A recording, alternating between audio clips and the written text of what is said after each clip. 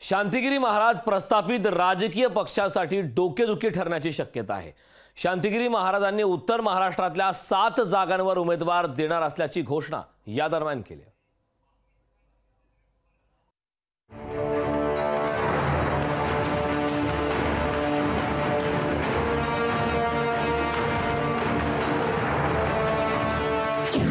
नाशिकमधून शांतिगिरी महाराजांना भाजपची उमेदवारी नाहीच।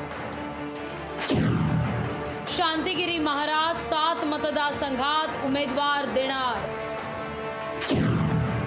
शांतिगिरी महाराजांच्या उमेदवारीमुळे प्रस्थापितांना डोकेदुखी।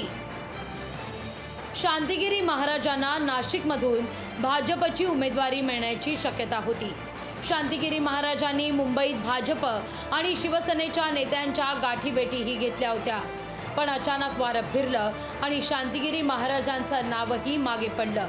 काही दिवसांपूर्वी राजकीय नेत्यांच्या गाठीभेटी घेणारे शांतिगिरी आता राजकीय पक्षांपासून लांब राहून लोकसभा निवडणूक लढणार असल्याचं सांगतायत। सर्व भक्तवर्गांनी विचार केलेला आहे की आपल्याला कोणत्याही पक्षाचं तिकीट घ्यायचं नाही, असा विचार आमच्या मंडळी केलेला आहे।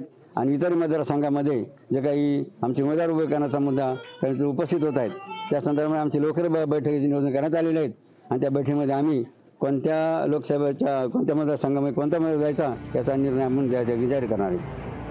शांतिगिरी महाराज ज्या जय बाबाजी भक्त परिवाराशी संबंधित आहेत, तो भक्त परिवार खानदेश आणि मराठवाड्यात मोठ्या प्रमाणावर आहे।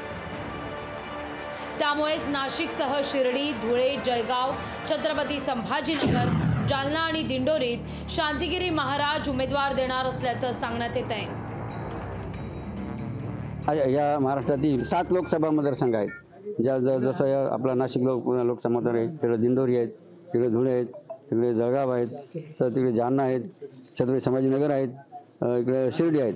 अशा प्रकारचे 7 लोकसभा मतदारसंघ या ठिकाणी आमच्या भक्त परिवारासाठी प्रभावी आणि महत्त्वाचे आहेत। भाजपचे नेते गिरीश महाजनांनी शांतिगिरी महाराजांची समजूत काढणार असल्याचं सांगितलंय। माझं त्यांच्याशी बोलणं झालेलं नाहीये महाराजांची, मी त्यांना भेटणार आहे या संदर्भामध्ये।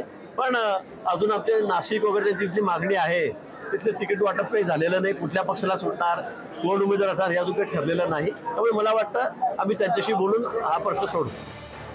स्वच्छ राजकारण हा शांतिगिरी महाराजांचा हेतू आहे, पण सध्याची शांतिगिरी महाराजांची रणनीती पाहता राजकीय पक्षांना त्यांचं राजकीय वजन दाखवून देण्याचा प्रयत्न असल्याचं सांगण्यात येत आहे। महेश महाले, लोकशाही मराठी, नाशिक। लोकशाही मराठी ऐका, पहा, जागरूक रहा।